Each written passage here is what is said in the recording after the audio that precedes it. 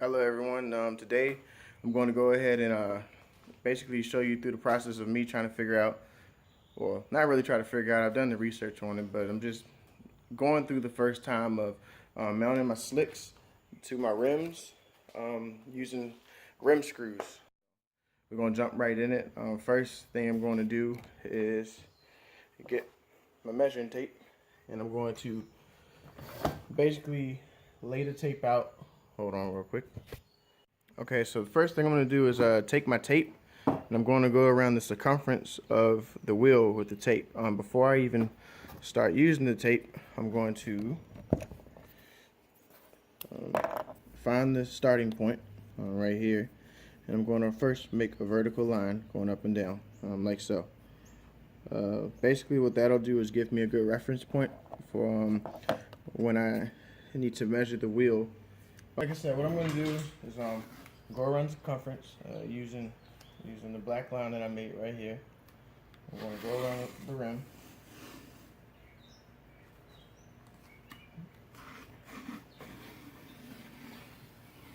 And I'm going to come back to where this black line is. I'm going to rip off a piece of the tape and essentially just go over where that black mark is.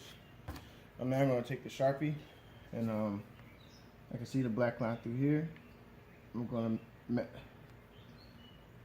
make my line, and then I know that's for true center. What I'm going to be able to do with this black line is lay it out on a piece of paper, or lay it out flat. Be able to lay out my flat line,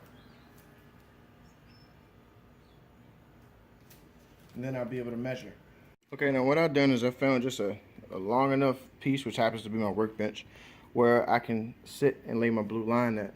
As you can see on this corner, I have the black mark, which is when I take my tape measure, I'll be able to start from that corner, and I'll stop right here. Once I get that measurement, because I just need 8 screws for my rims to go right here, right here, right here on each side, all I'll do is take the measurement that I get from this blue mark, and then I'll be able to divide that by 8, and then I know where to mark on my blue lines where my screws need to go. This will basically allow me to know exactly where I need to put my hole punches on the rim, so that I can get my screws to go in and get. Okay, a new day actually.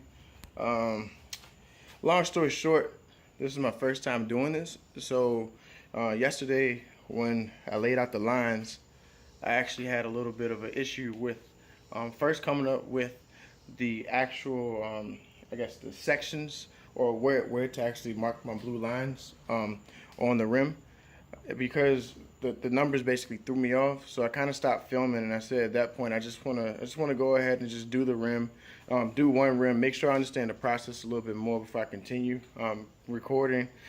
Got a little bit I say cumbersome while trying to do this new process, so I went ahead and just knocked out a rim. You can see it. You see it right down here.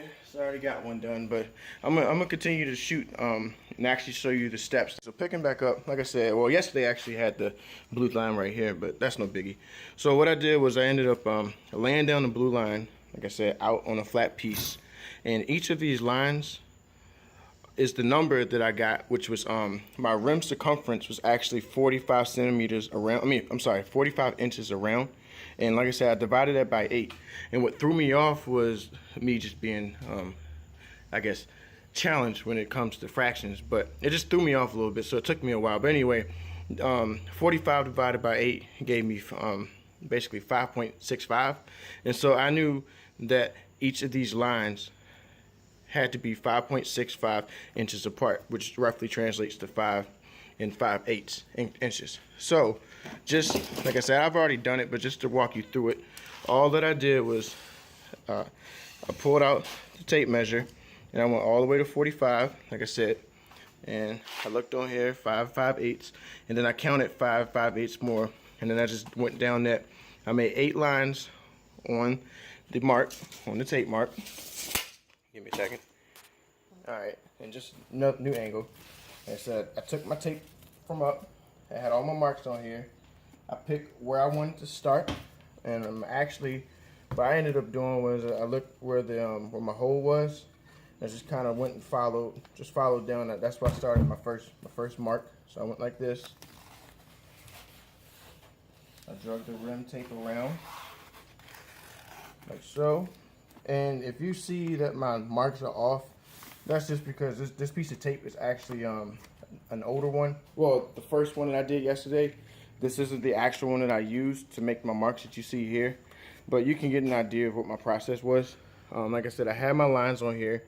I went and then took, as you see right here, another piece of tape, and I just marked it where I could, because you could kind of see through here where the marks are through the tape. So all I did was I took my blue tape, transferred it down on each one, and drew a line. And then I was essentially done using the tape. So also, so you obviously you do this side. Also went ahead and did the same to the back side of the rim. You can understand the process. It's not too hard to get once you get going. All right, now the rim screws that I picked up off of Amazon. They actually only ran like $15 or so. They have kits that come with the drill bit, but since I already had one, I didn't really see a need in using it. I looked online. Even I think the kits come with the same drill bit I have, but for what I'm seeing, basically 13/64 drill bit, and that's what I used to drill my holes with. It gives a good snug fit for the screws. When they go in, they stand, and then you end up just torquing them in, or basically just doing them in by hand. I wouldn't really use power tools. You don't want to strip the rim, and you just want to feel it. From what I read, everybody I'm seeing says when it hits the rim and gets snug, just turn it 1 more eighth, and then just turn it an eighth, give it a little tug, and then you're good to go. The screws should be fine, but we'll get there when we get there. For now, I'm gonna go ahead and punch my holes for the rim so that the drill bit doesn't drop off and scratch up my rim. Wouldn't want that happening. I ended up just using a little quick punch, and so that I could keep my holes even. I can't find in this mess I got. I just picked up a little screw. I know it may seem, I guess, kind of strange, but literally all I do is just rest the screw on the rim, or nut. I'm sorry, not screw. Rest the nut on the rim, and get it so I can see my line through there, and then I just punch my hole. Boom. I'm gonna have to sit this down while I go ahead and do that and get all my pilot punches.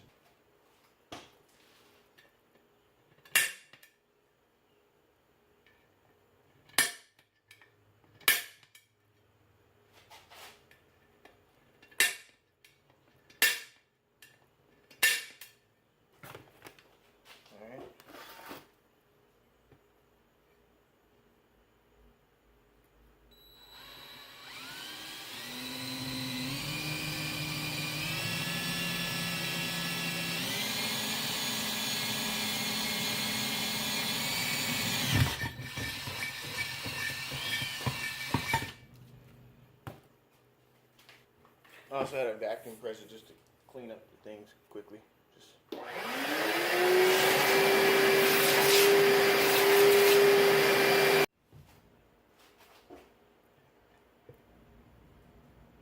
And when I do this, I'm not trying to give it too much pressure. I'm letting the bit just do the cutting. I also don't want to go too fast, because if I do, which I've done, when it pops through, the drill just kind of digs in, and then you end up scratching up the rim that way. So I really just take your time.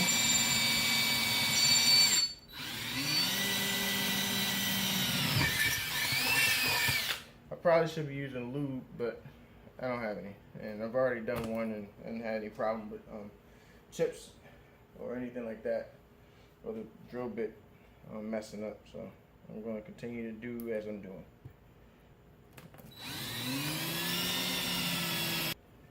There we go. And just kind of fill in the bottom, make sure there's no roughs.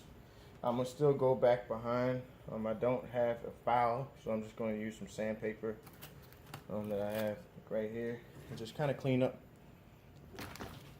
the bottom, just the back. I don't really, it's going to take off some paint, but I really don't care about the inside too much. about how the paint looks on the inside. So I'm just trying to see if I have one, so you can kind of feel. You can kind of, you really can't see it, but just that little bit is enough just to catch on the tire. So like I said, just take some sandpaper or whatever you can get to, a file preferably or whatever, and just clean up your holes on the back, so that the surface that makes on the tire is good and smooth and not sharp or anything like that.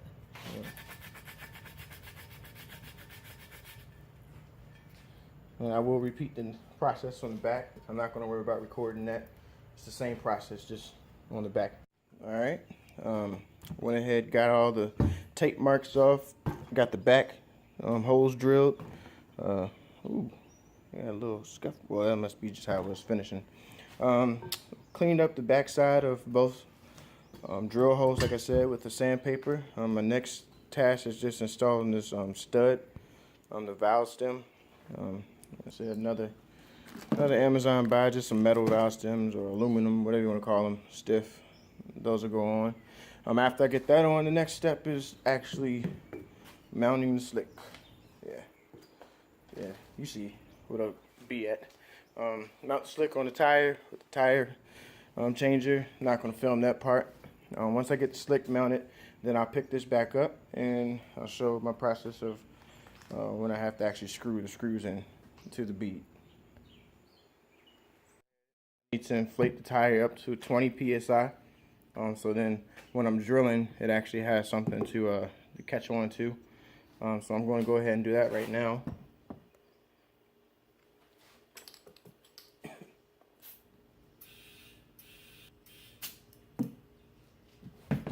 Okay. So now that my tire's inflated, I'm going to go ahead and start installing the screws. I could just put them in here and go ahead and screw them in, and it'll be fine. But what I'm going to do is I'm actually going to take a little bit of, it could be gasket maker or whatever. I'm using the right stuff, but I'm literally just going to put a little dab on the screw, on the outside of the screw edge, kind of like Loctite.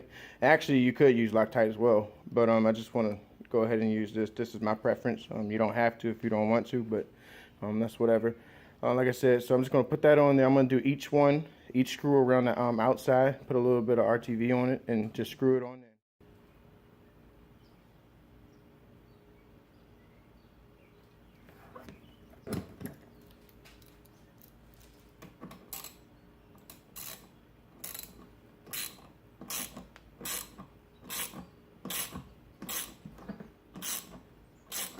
This is a hand-tight procedure. You don't want to use power tools. I said that earlier in the video. Alright. And so what I'm doing is I'm screwing it down. I don't think you'll be able to see it, but I mean, you can understand. You screw it down, and then what'll happen is it'll get snug like it is right now, and then you just do 1/8 of a turn, and that's all you need. And then you're going to just repeat that around.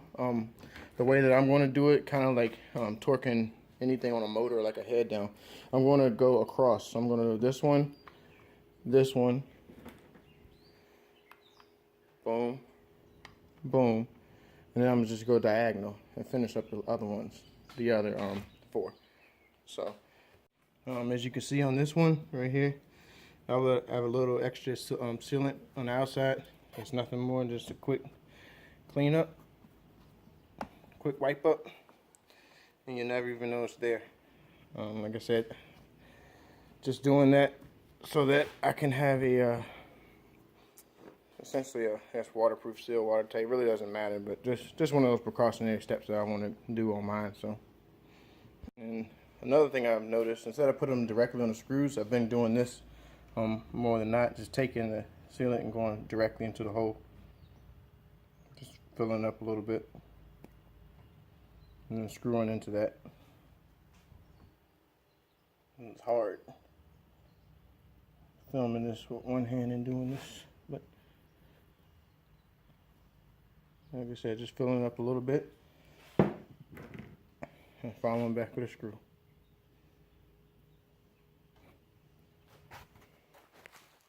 Okay, so I finished both sides, front and back. Both have screws in. The next step that I will be doing is, oops, I'm dropping stuff. Next step that I'll be doing is I gotta drop the pressure in the tire. That's so that I can get it down and basically make sure I have no leaks around the rim, around the bead. So actually, it's probably better to go ahead and just spray that now with soap and water. Actually,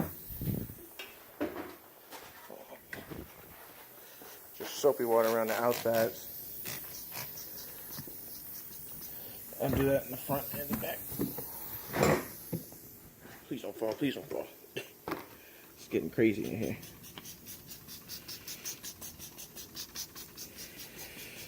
Alright. So like I said, I got soap on both sides. And now, hopefully I don't lose this. If I do, oh well, I got more.